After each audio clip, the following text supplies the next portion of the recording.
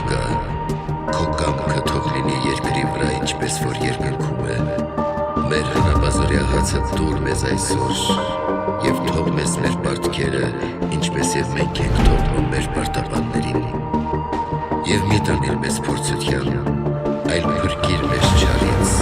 քանզի քոնն է արքայությունը և զավաթյունը և փառքը հավիտյանս։ Ամեն։